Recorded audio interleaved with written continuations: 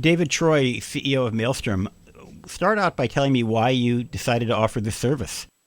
We were really kind of frustrated with the tools that existed for just managing, large volumes of email. And I think busy people, people with a public-facing persona, get a lot of mail, and it's just really not good tools for kind of quickly sorting through the noise and getting to the things that matter. So, I certainly was an early test user of Mailstrom, and I used to have, routinely like a 3,000 message inbox, and I've been able to cut that down to, something much more manageable on the order of 100 or so at a time, which has just really helped me be a lot more productive. You're not really a mail client. Mailstrom's purpose isn't to go in there and read and respond to your mail. It's more like to manage whatever mailbox you're using. Is that correct?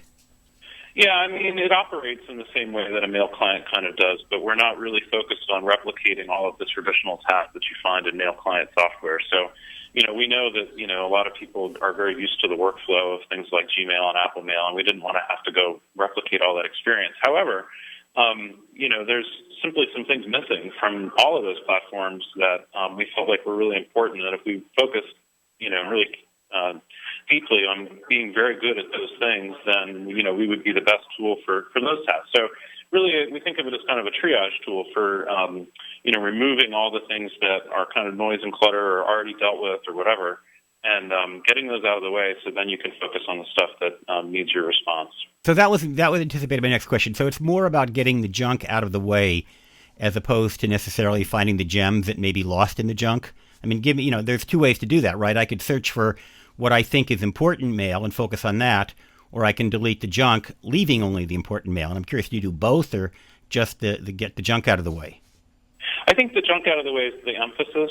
We have some capability to do the other as well. And, one of the things we've learned in this is that everybody uses email differently, so everybody comes at it from a little bit different angle. But we kind of look at it as a power tool that, operates on batches of messages and enables you to unearth batches of messages really readily, using a bunch of different kind of sorting options. So by, sender and by subject, shopping, social, lists, time, that sort of thing, being able to kind of unearth batches of messages. And, hopefully if you can process all of the junk, and I'd say junk sort of loosely. Sometimes that's marketing messages. Sometimes it's projects that are already completed and you just want to file them, get them out of the way. But all the things that aren't immediately needing your response, if you can get those out of the way, then whatever's left is the stuff that does need your response. And, I think one of the issues with some of the current email platforms is that the important things often do just get kind of lost in the noise.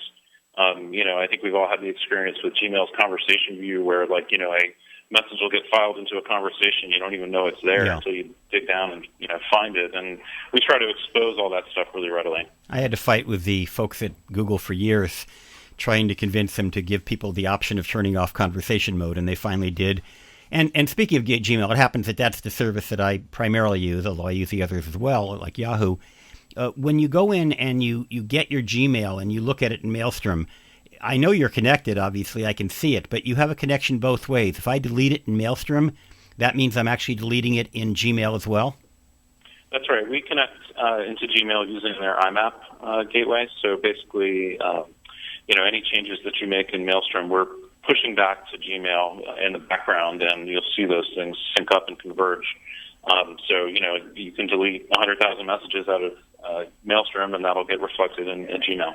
Now, the other issue of Gmail, and I think this is true with other services as well, is they give you only so much storage for free. And I actually pay an annual fee. I don't know how much, but it's because I've got many, many years worth of stuff, some of which are old attachments that somebody may have sent me 6 or 7 years ago that could be megabytes in size that I have no interest in. Can you get me some money back in a way by allowing me to reduce the amount of storage that I'm paying for?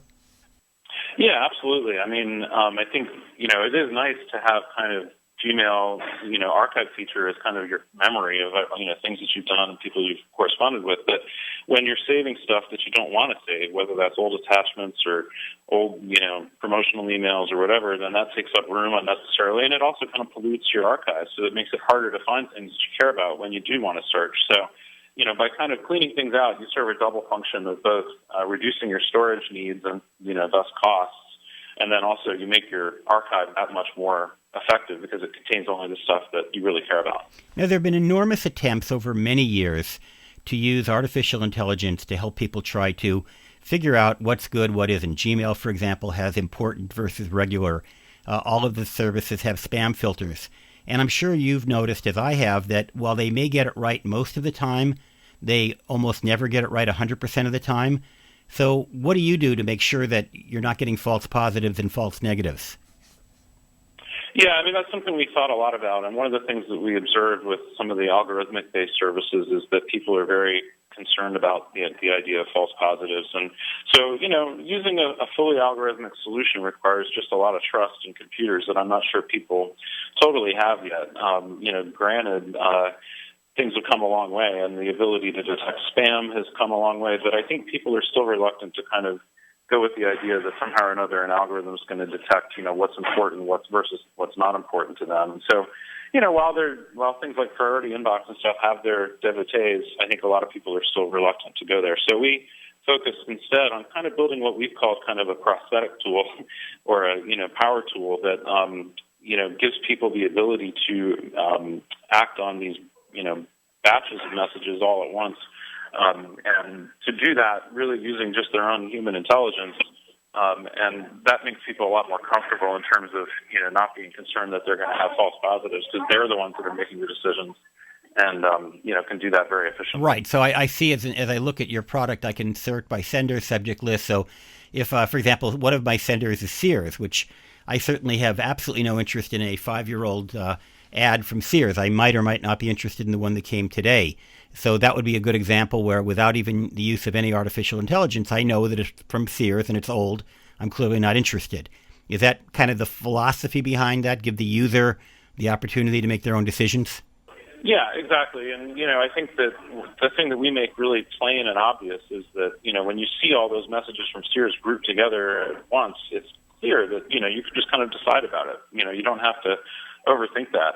I think where people get stressed out about email is when you have all the Sears messages and all the messages from your mom and everything else all kind of interweave together into this, junk drawer. And it makes it very difficult to make progress on that because, you think, well, I got to switch gears between Sears and mom and work and everything else. And we just try to separate those things out so it kind of induces less cognitive load on people. This is quite useful, but I have one more question. Can you do a product for my garage and my office that'll sort out all the junk? That is a great idea. We'll have to consider that as a follow-on thing where we sort all your stuff by type and, size. And, well, that'll be in the version 2.0. You can do an alliance with 800 Got Junk. Dave Troy, the CEO of Mailstrom, thank you for cleaning up my inbox, and thanks for taking the time. Hey, thanks a lot, Larry.